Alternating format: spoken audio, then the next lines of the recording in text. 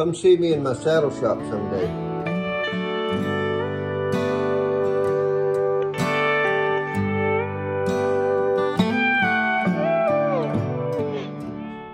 Hi everybody.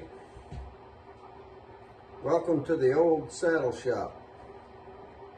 And have a fine cup of Folgers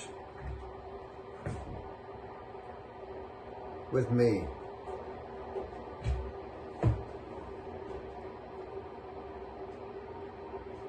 Look at this saddle right here. I'm really pleased with this. This is saddle going out to a good friend. This is Timberline's Old Mexico tree. And it's got a number 4 dally horn, 4-inch cantle, rough out seat, rough out swell covers, rough out fenders, smooth out skirts, jockeys, and it's an 8-button. But I like this saddle so good.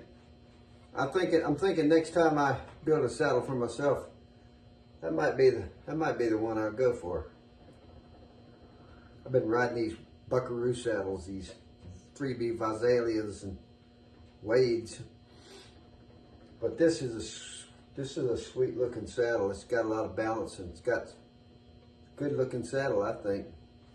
7/8 position on the rigging.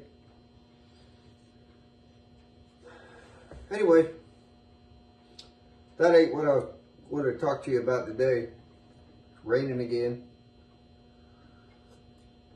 so I'm hiding in here. There's a story in Joshua, in the Old Testament, about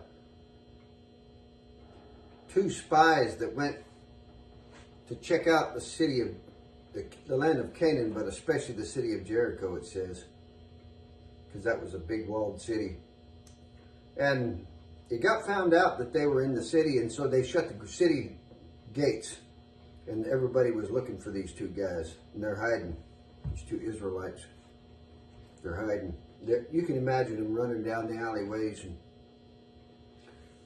trying to find a place where they can duck in, and everybody's looking for them. And they turned into this one little side street or alley and found themselves in the house of a prostitute. But she was apparently aware of what the deal was, because she decided she was going to hide him. And so she hid him in her house until it got dark. And then it says she let him down the city wall in a basket. Can you imagine how that would feel? Be crawl into a basket and have some lady let you down.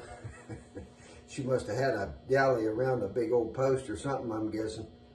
But she let him down in that basket. They got down to the ground and they showed him their heels for a ways. Anyway, they told her before she let him down that we're going to come back and we're going to attack the city. God's going to give us the victory. But if you want to survive, what you got to do is get your family together in this house and hang a cord out the window, a rope. I suppose it might have been the same rope she let him down with. So it says she did. She hung a red cord out the window. Well, they came back and they marched around the city 7 times. You know the story. And on the 7th day, they marched around it every day for 7 days. And then the 7th day, they marched around it 7 times. And the whole city exploded, except for a little section of wall where she lived in her house. It was a miracle, work of grace.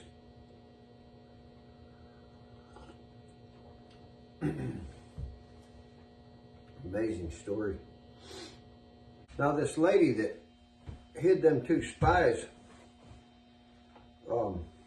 the Bible refers to her as Rahab the harlot.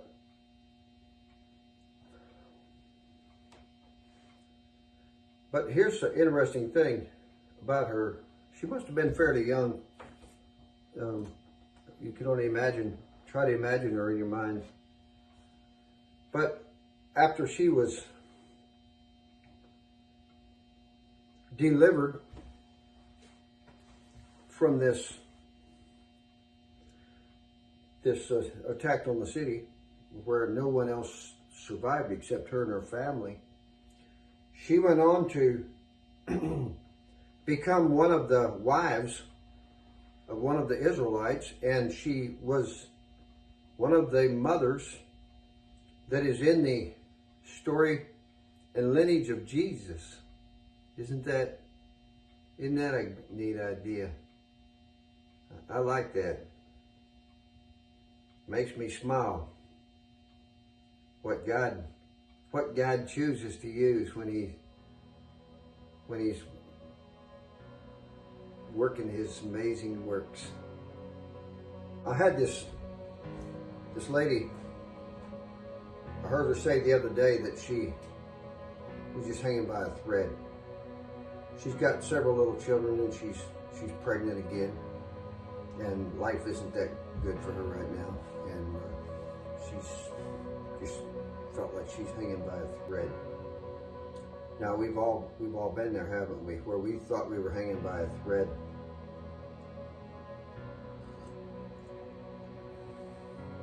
It's not a fun place to be in life.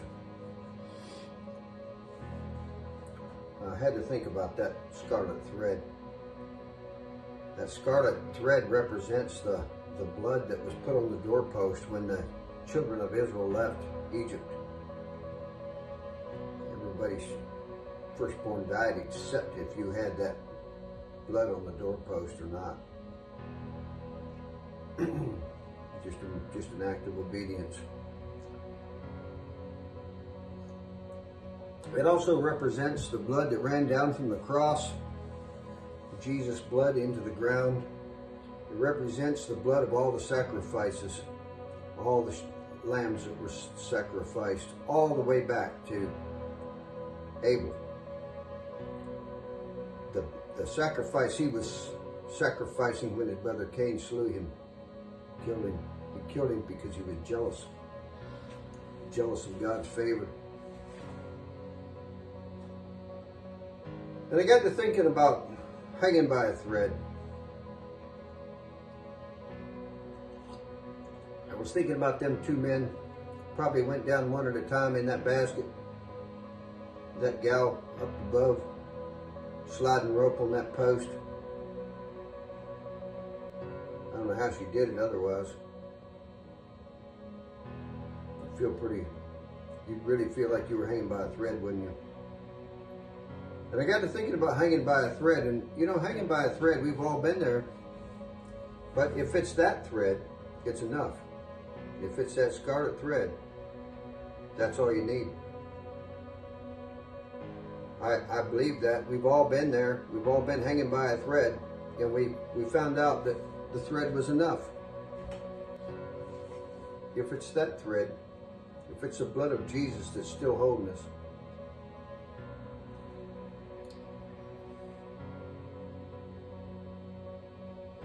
it's amazing, really. It's a wonderful thing to be hanging by that thread. You know, I heard a preacher say one time, when God is all you have, then God is all you need. That really struck a chord with me. It triggered me. Great thought there. So anyway, I hope you're blessed by my story, and God bless you. And until we speak again, thanks for listening.